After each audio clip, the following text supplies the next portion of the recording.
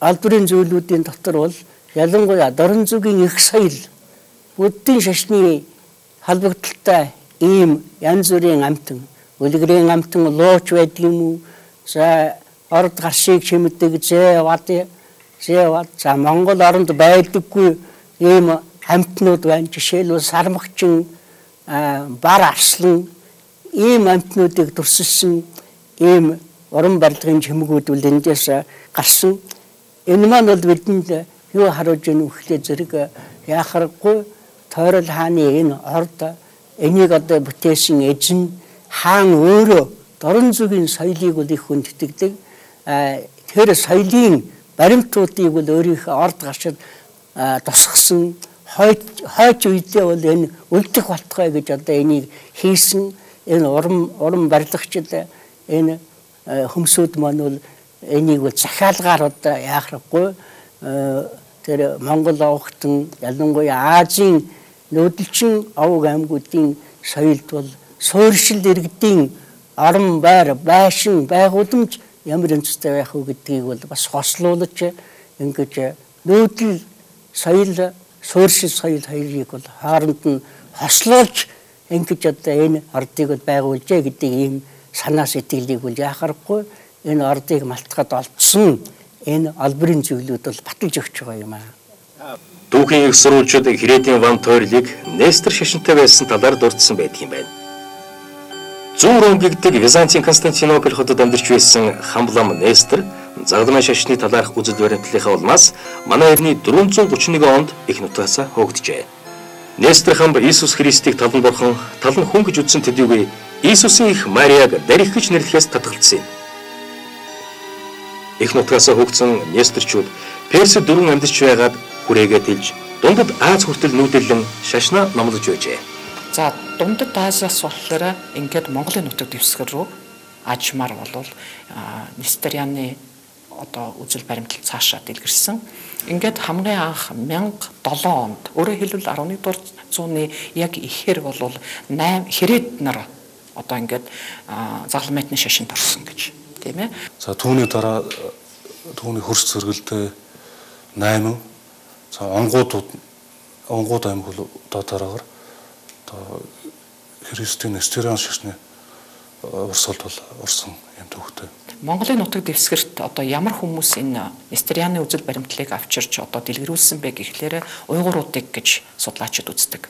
Ингээд уйгурчуудаар дамжаад дундад Азиас болохоор энэ Несториан шашин Монголд одоо дэлгэрсэн түүхтэй байдаг юм байна. Тэгээд Несторианы түүхтэй бас нэг холбоотой нэг чухал мэдээ баримт байдаг. Энэ болохоор бас их олон одоо түүхийн сурвалжид өгүүлэгдсэн байгаа Иоанн хамбын тухай, Иоанн ламтны тухай гэдээ хоёр янзаар орчуулад байгаа.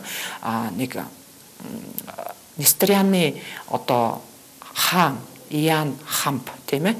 Ингээд дорн дахинд байдаг юм байна гэсэн мэдээ байгаа. За манай ерний 1000-аад оны орчим бол Хэрээдийн нэг хаан бол Несториан шашны урсгалд бол орж улмаар Хэрээдүүд бол Христийн шашныг бол авсан юм.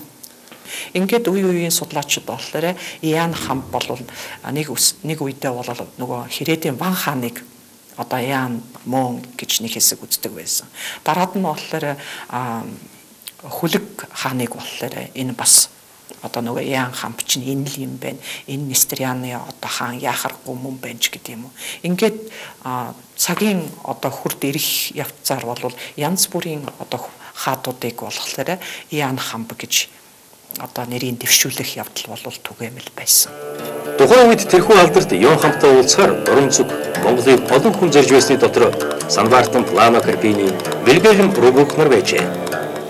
За ер нь тухайн үеийн түүх бичгийн сурвалж бичгийг одоо үндэслэх юм бол энэ Несториан шашинтай одоо тэр шашныг шүтдэг энэ улсуудын хурал сумын газар байр байшин дээр бол юуны өмнө одоо холоос харагдах газар Загламыг бол хүндэтгэлтэй байрлуулсан.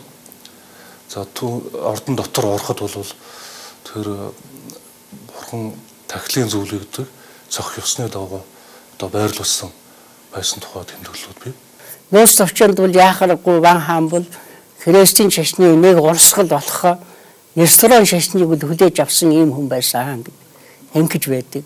За хэрвээ ийм нууцчонд тэмдэглэснээр яхаггүй рестораны Христосийн шашны нэгэн тийм урсгалыг хүлээж авсан хүн байсан бол орд гаршинда ямар нэгэн бэлэг тэмдэг болгож үлдээсэн ийм юм баймаар гарах байх гэж ингэж би ч бодож байсан.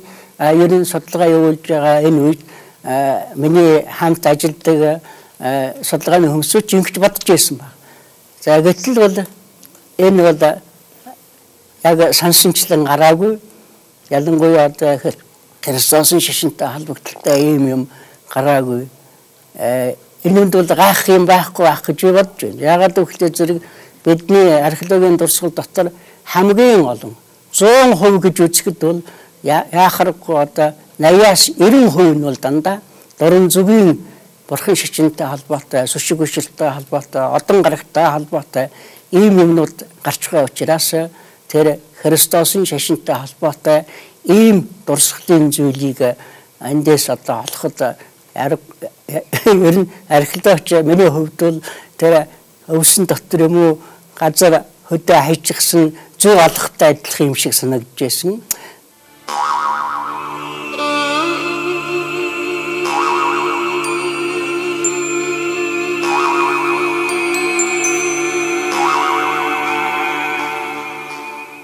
Ийм учраас бол нэг юм гараад ирэхлүү энэ төр гэж нэлээд гिचээж шараа чулууг нэлээд нягтлж байсан. Чулуу молуун дээр бол янз бүрийн бэлэгдлийн Христосийн тэр загалмаа энтертэй холбоотой тэмдэг тавьсан байдгийн болов. За шавар мавраар хийсэн байдгийн болов гэж их л гिचээж сонор сэрэмжтэй балтлаг хийж байсан. Даанч одоо харамсалтай ийм юм гараагүй. Ингээд гараагүй явдал маань бол бидний Тойрол хаан энэ Христийн хааны энэ орд тэнд байж байсан хүмүүсүүд маань бол Христосийн шашныг одоо бүр гол сэтгэлээс голынхаа санаа сэтгэл сүшиг хүчирлийнхаа үүднээс шүтэж биширч байсан гэх одоо тийм амьд баримт бол гарсангүй гэж үзэж болохоор байсан. Тодорхой нэг шашин дээр бүр яг одоо орсон гэдэг юм бол батлахад их хэцүү тийм баримт бол олддог. А энийг археологийн баримтаас одоогийн илрүүлэлтийн явдлын номдод гэсэн заавал Христос шашинтан байсан бол зөх хэмжээний нэг илэрч гарах ёстой. Зүгээр археологи бүрэн хийгдэд дуусаагүй байна. А ер нь бол археологийн судалгаагаар энэ бол бас гарах тийм үндэс бий. Одоогийн байдлаар шал өөр юм байгаа зүгээр. Тэмдэглэх нэг өөр. Тухайн үедээ тийм юм шиг байна, ийм юм шиг байсан, тийм байдаг энэ төр явсан гадна дотны аялалч жуулчдын тэмдэглэлт бол үлдсэн зүйлээ. А яг одоо ном судар загалмай бурхан шүтэн онг ийм юм олдоогүй учраас тэр бас яг тэгж хэлэхэд хэцүү. Монголын улс төвчөнд өгүүлснээр Уг Ордонд Тэмүүжин Жамуухандын хамтаар нэгэн хүнжил дунтан тараг айрга Ван хаан тойрлын бор тагшинд хуан идэж өргөө гэрээ хийж явжээ. Тэмүүжин дайснаа дарахад энэ гал боломтоос хүч аван ялалт байгуулжээ. Мөн энд Чингис хааны ухаантай хатан Есүс амьдарсан тухай их сурвалжид дурдсан бий. Эдүгөө 900 өнгөрсөн ч ил эртний түүр тэр үеийн түүхийн талаарх бидний таамаглалыг баталгаажуулах нэгэн их сурвалж болж байгаа юм. Малтлах шинжилгээний ажил цаашид